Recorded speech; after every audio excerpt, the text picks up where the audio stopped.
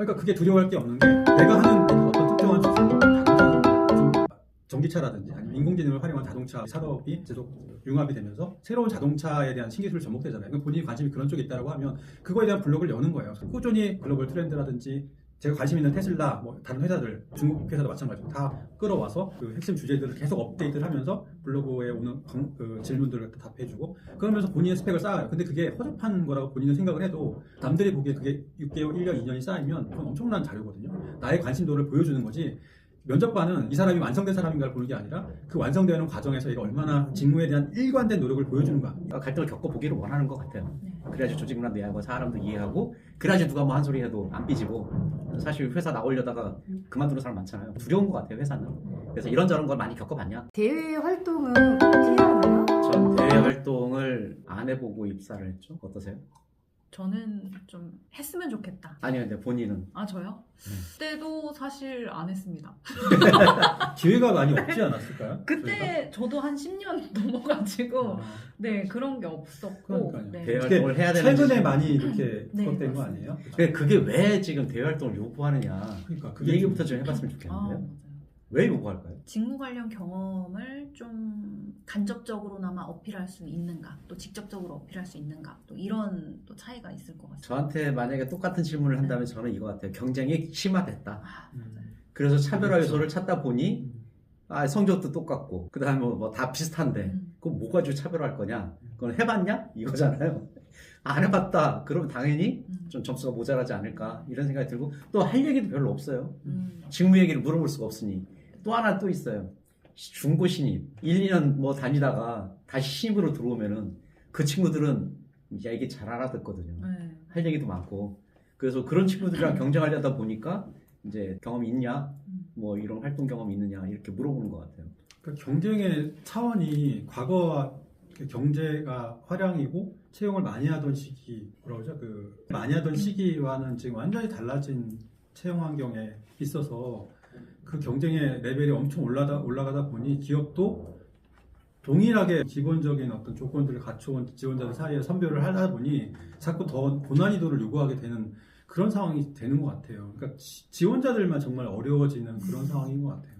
좀 아마도 면접관들은 대외 활동 한 번도 안 해봤을지도 모릅니다. 그렇죠. 저희 세대가 그렇게 할 만한 상황도 아니었고 네. 요구하지도 않았었고. 그럼 보셨던 대외 활동 중에서 제일 좀 신선했다 이런 네. 활동이 있을까요? 그러니까 저는 사실 제가 뭐 현직에 있고 채용 활동을 막 많이 하고 그런 건 아닌데 제가 이제 여러 가지 이런 활동을 하다 보면서 느꼈던 것 중에 하나가 요즘 떠오르는 대외 활동이라고 저는 추천을 해드리고 싶은 것들이 여러 가지가 있는데 그 중에 대표적인 게 하나가 제가 링크드인을 말씀을 많이 드리는데 그 안에서 어떤 친구가 있었는데 이 친구가 이제 물류 관련된 회사 다녀요. 뭐 글로벌 기업을 다니는데 이 친구는 그 코로나 전에 온라인 활동을 해요. 그 안에서 그러니까 그 안에서 링크드인을 만들고 가입을 하는 사람들을 대상으로 한 달에 한 번씩 오프라인 모임을 해요. 주제를 가지고 프레젠테이션을 만들고 예를 들어서 뭐 글로벌 물류 기업 100대 기업의 뭐 트렌드 아니면 최근 떠오르는 물류 산업의 뭐 이슈들 이런 식으로 해가 PPT하고 오프라인 교육 모임을 하고 네트워킹을 하고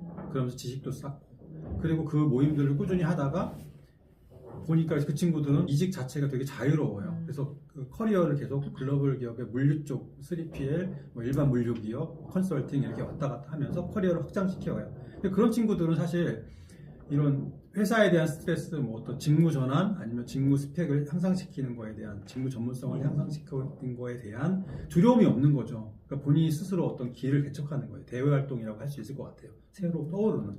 마찬가지로 블로그라든지 유튜브라는 플랫폼을 활용한다든가 본인이 카페를 하나 직무와 관련된 카페를 하나 열어서 그렇게 자기가 원하는 직무 전문성을 꾸준히 쌓아가면 이게 다 되게 남과 차별된 스펙이거든요. 근데 이거를 되게 안 하려고 잘 얘기를 하면 그냥 그런가 보다라고 받아들이는 것 같아요. 저는 되게 이게 꼭 필요한 거라고 말씀을 드리는데 좀 그런 거를 좀 생각해 보시면 좋을 것 같아요. 어려울 수도 있을 것 같아요. 좀 두려워서.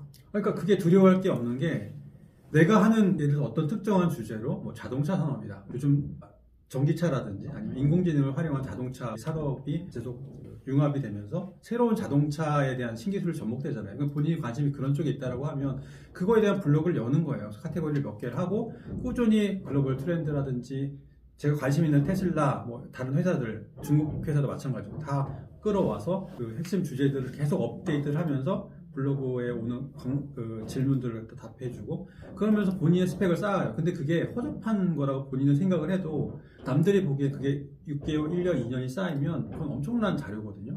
나의 관심도를 보여주는 거지. 면접관은 이 사람이 완성된 사람인가를 보는 게 아니라 그 완성되는 과정에서 얘가 얼마나 직무에 대한 일관된 노력을 보여주는가. 일관된 노력. 그죠? 컨시스턴시? 이런 게 필요하잖아. 저는 그 생각이 듭니다. 컨시스턴시. 네. 그거 중요하다. 저 그게 중요하다 생각을 해요. 자, 여기다 덧붙이자면은 왜 대외 활동을 해야 될까? 사람과의 접촉 아닐까? 아무리 공부를 잘하고 집에서부터 학교 왔다 갔다 하면서 모범생이어도 일단 조직 생활을 한다는 것은 사람 간의 관계 속에서 갈등 속에서 뭔가 문제 해결을 해나가는 건데 이런 갈등을 겪어봤냐라는 거죠.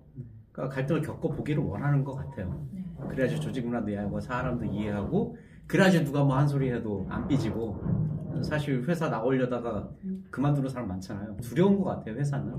그래서 이런저런 걸 많이 겪어봤냐? 이런 거에 대한 질문을 할 수 갈등 있는 방법. 해소해보는 그런. 네. 그렇죠. 갈등을 만들고 갈등 속에 처해보고 그걸 해결하고 하는 것들이 필요한 거죠. 그래서 요즘에 부트캠프나 이런 거 많이. 맞아요. 팀 그 프로젝트 활동 하잖아요. 이런 것들. 반드시. 네. 그런 거 있습니다.